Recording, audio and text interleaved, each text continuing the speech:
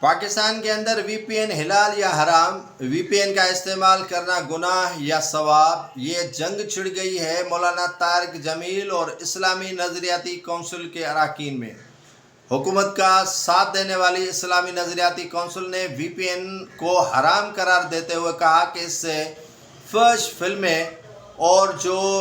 توہین مذہب کا مواد ہے وہ اس کی تشہیر ہو رہی ہے، اور تشہیر ہونے کے ساتھ ساتھ جو ہے وہ یہ مواد پھیل رہا ہے،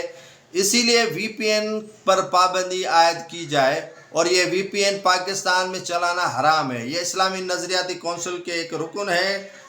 ڈاکٹر راغب تحسین، اس نے فتویٰ جاری کیا اور بڑی فتویٰ اس نے دی، جس پر جو ہے وہ مذہبی اسکالر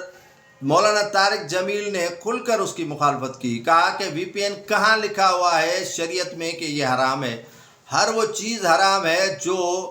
شریعت کے خلاف ہے، جو مذہب کے خلاف ہے، جو اسلام کے خلاف ہے۔ وی پی این کے لیے کہاں لکھا گیا ہے؟ اور میں سرے سے اسے جو ہے وہ قطعاً غلط اور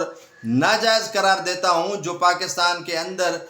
اسلامی نظریاتی کونسل کی جانب سے وی پی این پر پابندی عائد کر دی گئی ہے، جس پر جو ہے مولانا طارق جمیل کے حامی اور اسلامی نظریاتی کونسل کے اراکین آمنے سامنے آئے ہیں، اور حکومت نے ایک فتویٰ تیار کروائی تھی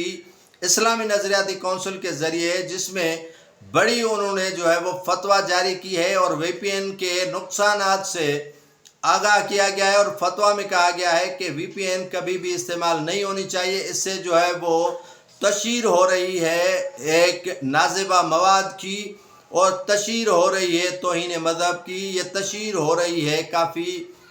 غلط کاموں کی، اسی لیے پاکستان کے اندر وی پی این پر پابندی عائد کی جائے، جس کی شدید مخالفت کی ہے مولانا طارق جمیل نے۔ اور مولانا طارق جمیل نے اپنے حامیوں کو کہا ہے کہ آپ وی پی این کے ذریعے جو ہے وہ جو پاکستان میں بند کرنے کی سازش کی گئی ہے یا بند کی گئی ہے، اس کے خلاف جو ہے سوشل میڈیا کا پلیٹ فارم استعمال کریں۔